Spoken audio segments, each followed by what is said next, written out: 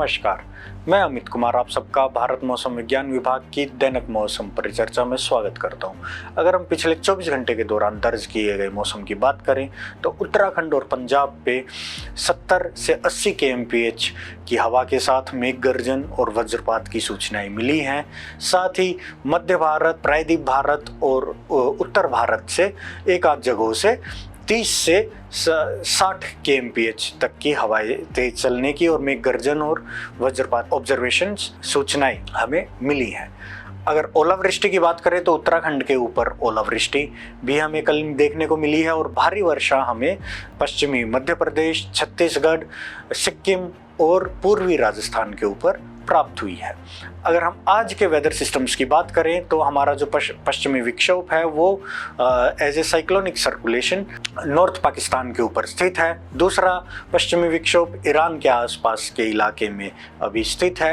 एक हमारा lower tropospheric levels पे नॉर्थ ईस्ट राजस्थान के ऊपर साइक्लोनिक सर्कुलेशन स्थित है और ईस्ट सेंट्रल अरेबियन सी से इस साइक्लोनिक सर्कुलेशन तक एक ट्रफ भी आ रहा है। एक दूसरा नॉर्थ साउथ ट्रफ हमारा इंटीरियर कर्नाटका से गल्फ ऑफ मन्नार तक जा रहा है। पूर्वोत्तर भारत की अगर हम बात करें तो वहाँ पे एक साइक्लोनिक सर्कुलेशन हमारा नॉर्थ ईस्ट आसाम के ऊपर बना हुआ है।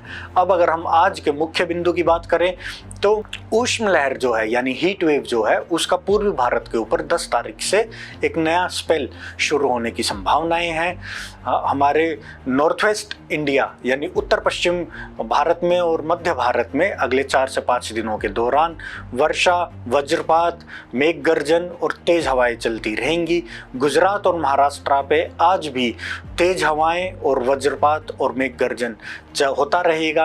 अगर हम भारी वर्षा की बात करें तो पूर्वोत्तर भारत में 10 से 13 मई के बीच में एक आध जगहों पे मेघ गर्जन के साथ भारी वर्षा होने की भी संभावनाएं बनी हुई हैं। अब अगर हम अधिकतम तापमान के पूर्वानुमान की बात करें तो उत्तर पश्चिम भारत के ऊपर अगले 24 घंटे के अंदर कोई परिवर्तन आने की संभावना नहीं है, लेकिन उसके बाद 4 से 6 डिग्री तापमान बढ़ सकता है। अगर हम मध्य प्रदेश की बात करें तो मध्य प्रदेश में अगले 24 घंटे में कोई परिवर्तन आने की संभावनाएं नहीं है, लेकिन उसके बाद ये अगले 5 दिनों में 2 से 4 डिग्री सेल्सियस बढ़ सकता है। पूर्वी भारत की अगर हम बात करें तो पूर्वी भारत में अगले 3 दिनों में 3 से 4 डिग्री अधिकतम तापमान बढ़ने की संभावनाएं हैं और उसके बाद ये उतना ही बना रहेगा। अगर महाराष्ट्र की बात की जाए तो महाराष्ट्र में अगले 2 दिनों के अंदर 2 से 4 डिग्री सेल्सियस तापमान बढ़ सकता है। उसके बाद इसमें कोई परिवर्तन आने की संभावनाएं नहीं है। गुजरात में अगले 7 दिनों में 3 से 5 डिग्री सेल्सियस तापमान बढ़ सकता है। अब अगर हम जो हमारा मल्टी हजार्ड वार्निंग है अगले 24 घंटे के लिए मल्टी हजार्ड वार्निंग्स की बात करें तो जैसा कि आप इस मानचित्र में देख पा रहे हैं, तमिलनाडु के लिए आज भारी वर्षा का ऑरेंज अलर्ट जारी किया गया है।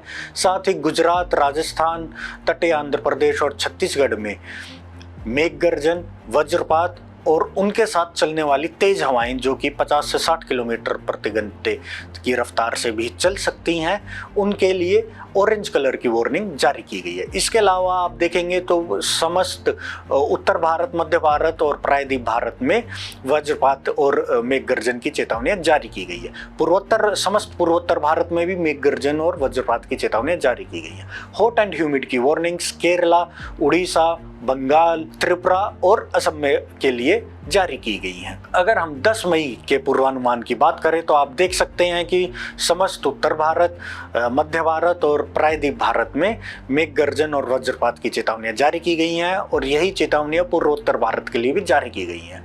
अरुणाचल प्रदेश के लिए भारी वर्षा का येलो अलर्ट भी जारी किया गया है। अगर हीट वेव की बात करें तो उष्ण लहर की वार्निंग्स बंगाल के लिए जारी की गई हैं और hot and humid warnings Bihar, Jharkhand, Orissa, Tripura, Assam और केरला के लिए जारी की गई हैं।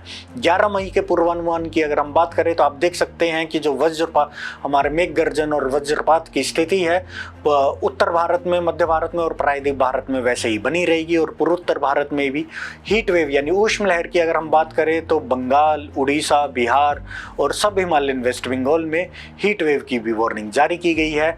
भारी वर्षा की वार्निंग समस्त पूर्वोत्तर भारत में और सिक्किम के लिए जारी की गई है। अगर 12 मई की पूर्वानुमान की हम बात करें तो आप देख सकते हैं कि जो वज्रपात और मेघ गर्जन की स्थिति है वो राजस्थान, मध्य प्रदेश और समस्त पूर्वोत्तर भारत, प्रायद्वीप भारत में जारी रहेगी।